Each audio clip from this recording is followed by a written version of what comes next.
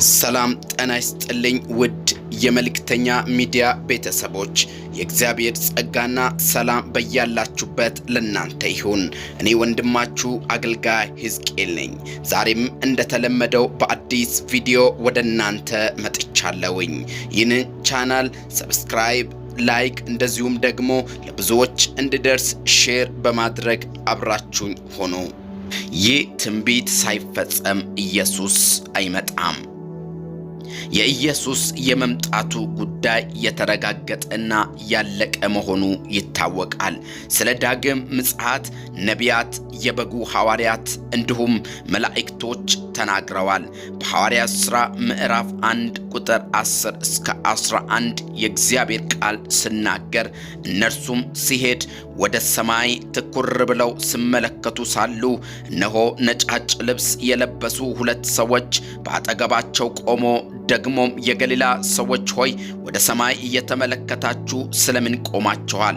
ይህ ከናንተ ወደ ሰማይ የወጣው ኢየሱስ ወደ ሰማይ ሲሄድ እንዳያችሁት እንዲሁ ይመጣል ተብሎ ተጽፎልናል። ስለዚህ የጌታችን የመድኃኒታችን የኢየሱስ ክርስቶስ የመምጣቱ ጉዳይ የተረጋገጠና ያለቀ ጉዳይ ነው።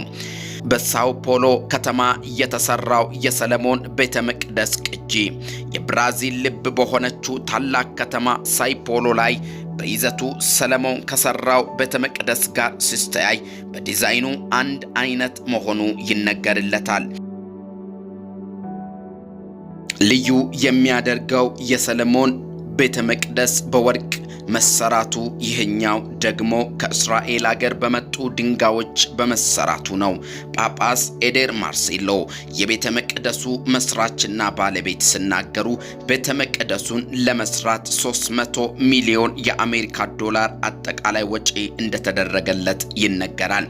ታዲያ ሙሉ በሙሉ ከሰለሞን ቤተ መቅደስ ጋር ሲስተያይ ትክክለኛ ቅጂ የሆነው ይህ ቤተ መቅደስ የመጨረሻው ዘመን ፍጻሜ የሆነው የአንድ ዓለም ሃይማኖት ራእይ አንግቦ የተነሳ መሆኑንና ለሁሉም የእምነት ተቋሞች ክፍት መሆኑ ለሚመጣው ለሐሰተኛው ክርስቶስ ቅርብ መሆኑ ያሳያል።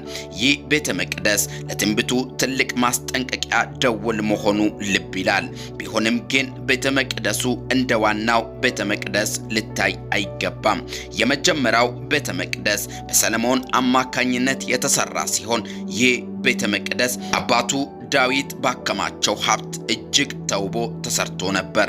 ነገር ግን የእስራኤል ሕዝብ ኃጢአት በመስራታቸው እጅግ ውብና ማራኪ የነበረው ቤተ መቅደስ በናቡከደነጾር ፈርሶ ፍጹም ምድረ በዳ ሊሆን ችሏል።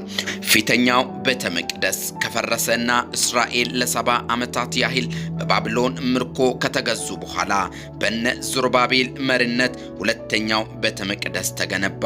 ሁለተኛውን ቤተ መቅደስ ታላቁ ሄሮድስ በአይሁድ ዘንድ ድጋፍና ተወዳጅነትን ለማግኘት ሲል መቅደሱን ለ46 ዓመታት ያህል በሚማርክ መልኩ አድሶትና አስፋፍቶት ነበር።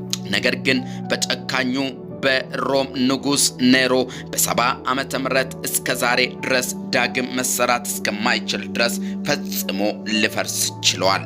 ሶስተኛው ቤተ መቅደስ በሁለተኛው ተሰሎንቄ ምዕራፍ 2 ቁጥር 3 እስከ 4 ሐዋርያው ቅዱስ ጳውሎስ ሲናገር ማንም ሰው በምንም መንገድ አያስታችሁ፣ አስቀድሞ ዓመፅ ሳይመጣ ለጥፋት የተደበቀው የዓመፅ ሰው ሳይገለጥ ያ ቀን አይመጣምና እርሱም አምላክ ከተባለውና ከሚመለከው ነገር ሁሉ በላይ ራሱን ከፍ ከፍ የሚያደርግ ተቃዋሚ ነው። እርሱም በእግዚአብሔር ቤተ መቅደስ ተቀምጦ እኔ አምላክ ነኝ፣ እኔ እግዚአብሔር ነኝ እያለ አዋጅ ያስነግራል። ወዳጆቼ ሆይ በዚህ ቃል መሰረት ሶስተኛው ቤተ መቅደስ ሳይሰራ ኢየሱስ አይመጣም። ስለዚህ ሶስተኛው ቤተ መቅደስ መሰራቱ ግድ ነው። ይሄ ሶስተኛው ቤተ መቅደስ መሰራቱ ለአማኞች እጅግ በጣም ወሳኝ ጉዳይ ነው። የክርስቶስ ምጽአት ለአማኞች ያለው ቦታ የመጨረሻው የክብር ተስፋ መሆኑ ይታወቃል። ይሄ ሶስተኛው ቤተ መቅደስ ከተሰራ በኋላ ሐሰተኛው ክርስቶስ እኔ እግዚአብሔር ነኝ እያለ ቤተ መቅደስ ተቀምጦ አምላክነቱን ያውጃል። ከዛ በኋላ የክርስቶስ ዳግም ምጽአት ይሆናል። ወዳጆች ሆይ እንደሰማችሁት ሶስተኛው ቤተ መቅደስ ከተሰራ በኋላ የክርስቶስ ምጽአት ይሆናል። ስለሰማችሁኝ አብራችሁን ስለነበራችሁ እግዚአብሔር ይባርካችሁ።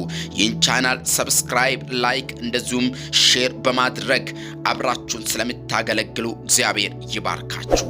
መልካም ጊዜ